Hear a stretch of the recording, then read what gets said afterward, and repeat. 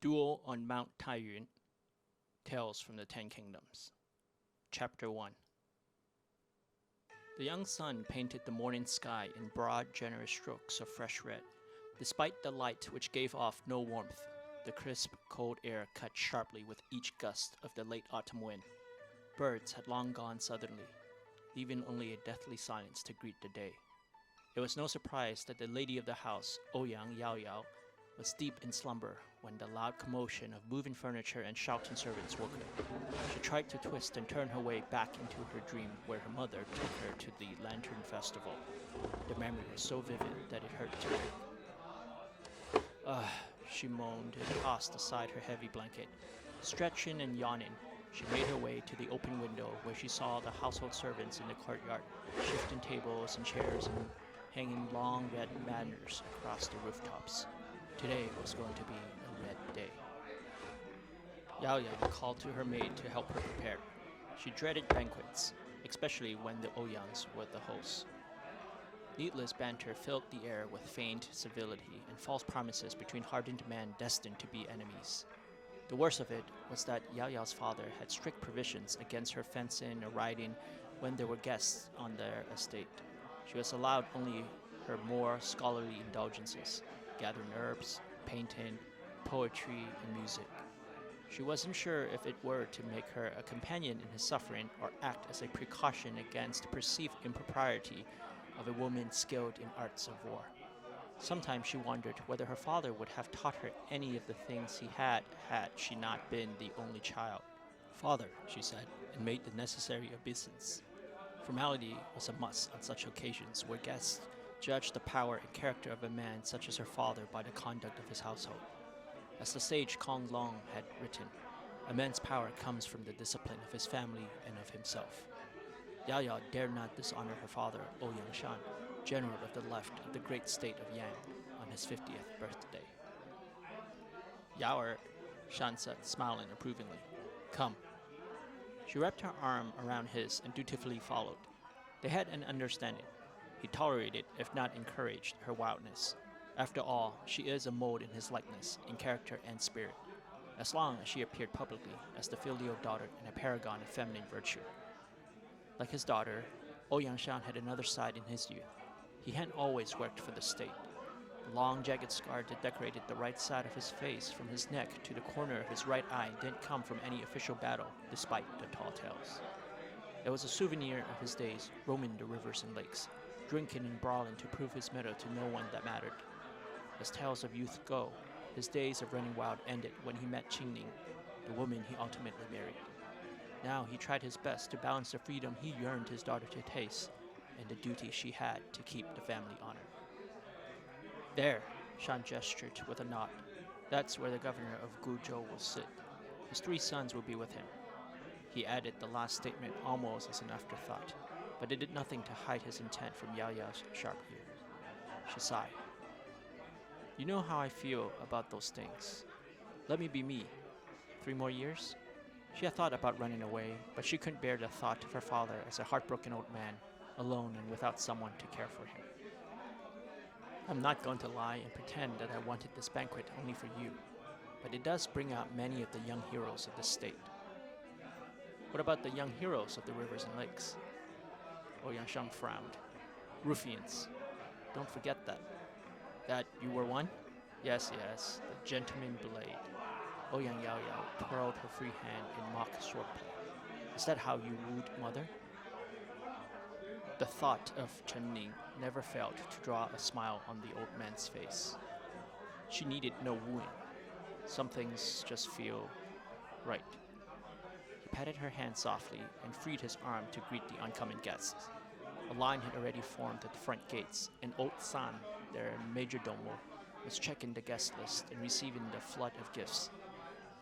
She recognized many of the friends who frequented Ouyang Manor and deduced the strength of the relationship of the rest by their salutations. Many of the greetings were bland and repeated out of habit. Only a few recounted shared experiences from the days long past. Lieutenant General Mao Zedong was such a man, having weathered the siege of Fort Changping with her father in their youth. A frequent pastime of theirs was the retelling and undoubtedly embellishment of their exploits facing the Shang army without reinforcement.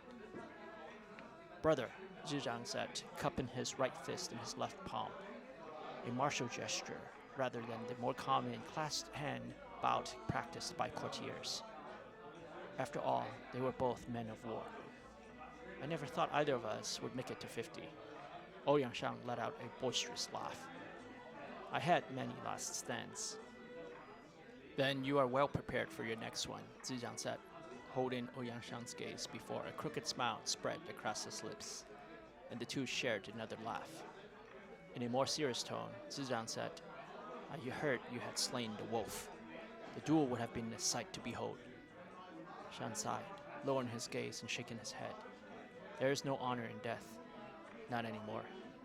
Not since Changping." He looked at Zizang. "It is such a waste." Zizang nodded. Lust can overcome a man's senses and drive him to madness. It is unfortunate that such a talented swordsman chose to indulge his desires. He placed a hand on Shang's shoulder. "I'm glad it is you who stopped the madman. I can't think of anyone in the Central Plains who could have." "Chancellor Sima has arrived," one of the servants yelled, and all heads turned toward the gates in anticipation. Our lives in the rivers and lakes were much simpler. No bending the knees to men who can't lift any tool heavier than a brush. "Much poorer, too," Zizang said. Chancellor Sima's retinue entered the courtyard, and all presented bowed. "Chancellor," Ouyang Shang said, making the necessary obeisance. "Ah, General." This was the second time that Yao Yao had seen the great courtier, and time had not changed her opinion of Sima Qun. He was dressed in a long lavender gown with intricate inlay of gold clouds billowing up ever higher toward the heavens. Yao Yao wondered whether the symbolism was for his career or ego. His narrow eyes and small forehead looked ill-fitting for his elongated face, made even longer by his beard that stretched toward his upper chest. The rest of the man looked equally sharp and pointy. Long limbs stripped of muscle and fat gave him an almost skeletal appearance, if not for the round belly that protruded awkwardly from his body. Worse, the man seemed to have a penchant for caressing it, much like an expectant mother her womb. His eyes took a measured glance at the courtyard and its people, and then, turning to Ouyang Shang, said, "Has the court not paid you well, General Ouyang? Tianjin can be considered one of Yang's more developed cities." He said the words casually while his eyes continued to survey the estate impatiently. "Chancellor Sima," Ouyang Yao Yao said, bowing mockingly low and slow, "it is an honor to have you visit our humble estate.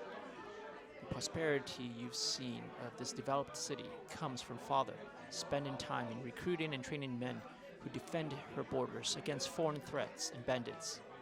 As you, in your great wisdom, already know, an army costs a lot to build and maintain.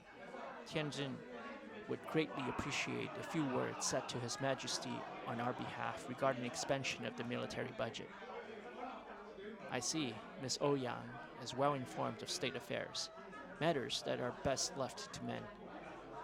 If these men cared a bit less about an official's residence, perhaps I—" "Chancellor Sima," Ouyang interjected, fixing Yao Yao with a hard stare. "Allow me to escort you inside for some wine and sweet cakes." Yao Yao realized the entire courtyard had been silent, watching the scene with bated breath. Only Mao Zedong favored her with an amused smile and a pat on her back. "Come, miss," Zizang said, as they followed her father into the reception hall. As the day drew on, more guests came to offer their well wishes. The storage room filled with elaborate gifts, awaiting nightfall to unveil when each guest approaches the center of the main hall to formally offer their regards. Tradition dictates that family and guests of honor sat closest to the host. From there, one's rank determines the proximity from the main hall. Ouyang Yao Yao sat at her father's table alongside Chancellor Sima. "It was a commendable thing that you've done," Chancellor Sima said. "That monster and rapist needed to be stopped, lest these peasants think they can do as they please. Yang is not a lawless land." The manner with which he scowled reflexively at the word peasants made it clear regarding what he found more detestable. "On behalf of His Majesty, may he live 1,000 years," Sima rose and lifted his cup. I wish the great protector of Yang, the flying general of the left, Ouyang Shan, the blessing of many more decades of service. The gathered crowd laughed. Sima Quan gestured to his men, and they brought in the gift from King Lu. Go ahead, he said to Shan. Show your guests what a generous liege our king is. Ouyang Shan approached the men and lifted the red curtains to reveal a plaque with gold moldings that depicted a hunt in great detail. He could make out the Xiongnu war horses, the short recurved bows of the riders, and even the feathers on the notched arrows. One of the riders in particular caught his eye, for he had a long sword slung across his back, a style of carry preferred by many young ruffians from the rivers and lakes. The implication was not lost on him. He followed the young rider's gaze, and the blood drained from his face. The men would not all hunt in wild boars, but a deer, a royal pastime, and the animal in question had an extremely long and intricate set of antlers. He did not need to count to guess at the 1,000 years lifespan of the deer. Many of the guests cheered, unaware of the message. Ouyang Shan forced a smile and pronounced his thanks to the king by bowing 3 times toward the east. Chancellor Sima, Yao Yao said, loud enough for their ears only. What is the meaning of this? As I've said, King Lu commissioned this piece by the great late Li Mu. Li Mu has passed. Yao Yao couldn't believe that such an influential sculptor has passed. Anyone advocating rebellion in their arts will face the 5 deaths. Yao Yao couldn't believe the injustice of this whole charade. How could they execute all 3 generations of the Li clan and anyone twice removed from personally knowing the sculptor? Please send my reply to His Majesty. Ouyang Shan tore his badge of office from his belt and placed it on the table. No need for hasty action. I'm not saying you are treasonous. The scene merely suggested, Chancellor Sima, Ouyang Shan said, this is a serious implication. I live only to serve Yang, and if my actions have cause for suspicion, then I wish only to prove my loyalty to His Majesty. Without my title and office, I'm just an old man. Surely the great Ouyang Shan is more than just an old man. Look around, the friends you have amassed over your illustrious career, not to mention the trust of your men and the renown in the rivers and lakes. I'm sure you can fashion any title you wish. Ouyang Yao Yao stood up, and the chair toppled behind her. Every pair of eyes in the main hall transfixed on her. A loud commotion redirected their attention to the open doorway. A bloodied guest stumbled his way inside and tumbled to the floor, clutching to the wound in his bleeding neck.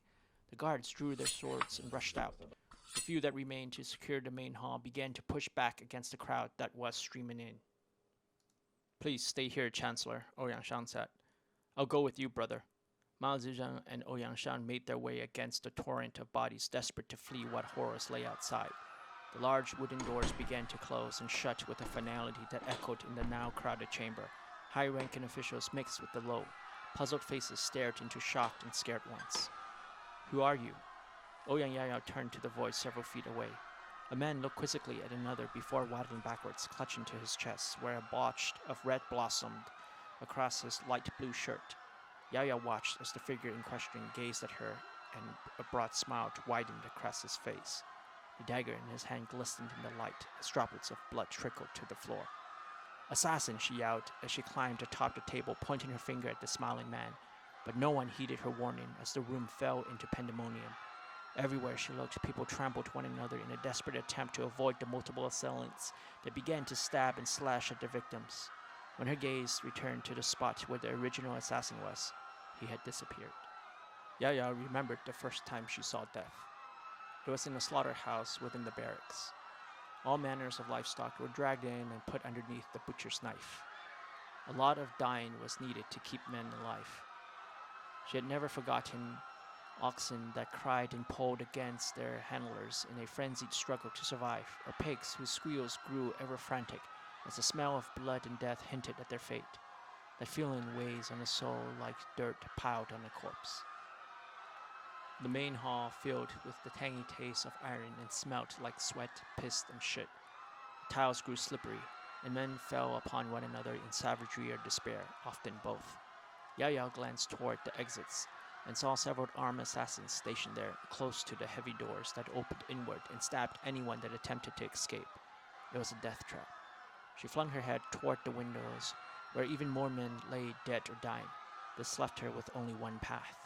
Yao Yao leapt from tabletop to tabletop and somersaulted over the fighting men onto the tile floor, nearly losing her footing. Someone bumped against her, and she reflexively pushed back without stopping. She sprinted toward the back hall, hidden behind the curtains, where a hand dipped into her breast pocket to feel for the familiar handle of the small dagger hidden there. The noise died as she turned the corner, and then turned again, leaving the warmth of the brightly lit main hall for the dim servants' corridor. A dark shadow flashed by, and she ducked as she caught the bright flash of a blade swishing across her face. She flipped the dagger into an ice-pick grip and stabbed low, feeling the soft resistance of punctured flesh. The man was no longer in a state capable of catching her. The corridor opened into the kitchen and exited into the servants' quarter. She darted behind a nearby shrub and collapsed to the ground, catching her breath. Her dagger hand shook, and she had to stabilize it with her other. A million thoughts reeled through her mind. Breathe, she reminded herself. Only with a still mind can one move mountains. The din of battle, while distant, continued to rage on. Yao Yao slowly exhaled and stepped from cover to make her way to the courtyard. Bodies lay, splayed, pierced, and broken across the estate grounds. Yao Yao picked up a long sword. Yaoer! Father! Yao Yao said, running to him, eyes assessing him for injury. They were in the main hall and started to kill everyone. Everyone? Mao Zedong asked. Brother Mao, we cannot let Chancellor Sima come to harm. If you... Zizhan nodded. Say no more. I'll slay every one of those cowards hiding amongst the guests. Come, he gestured for his retinue and headed toward the main hall. We've cleared the inner courtyard, but still have to fight through to the outer. Captain Du Dawei is seeing to the rest of the compound.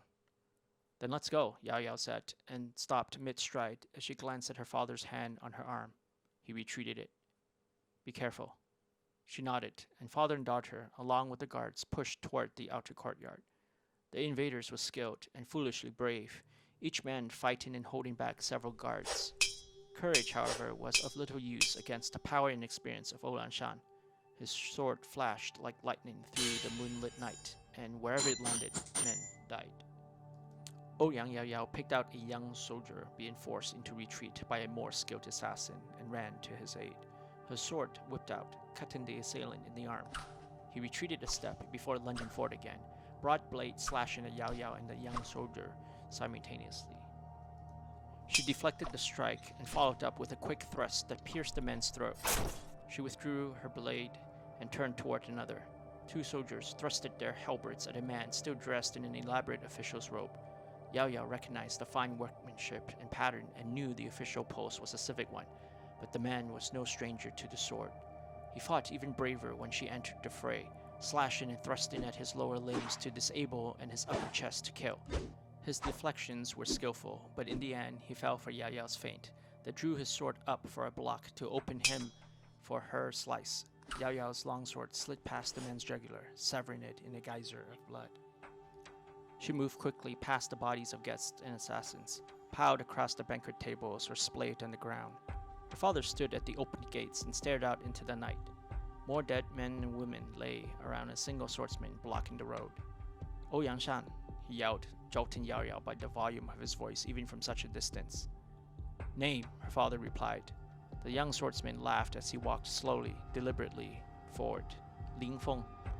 Yao Yao saw her father's eyes widen in recognition. Who? Shan held out a hand to silence her. You've come for vengeance. I come for justice, the man said. Justice was executed under heaven's watch. Your killing of innocents. Do not lecture me on innocence, you old bastard.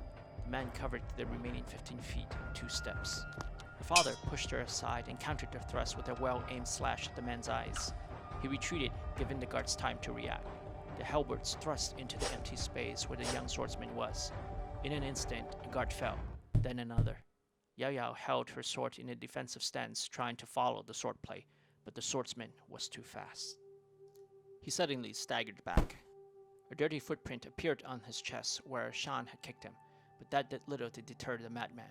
He charged forth, and the next moments were filled with the loud clash of metal belting out a deadly steel melody. Yao Yao had difficulty finding an opening to exploit. When the two fighters separated, the mad swordsman suffered a wound across his left arm. Her father was heaving from the exertion and clutching to his lower right abdomen. Father! Yao Yao, stay out of this. He then looked at the young man. All this?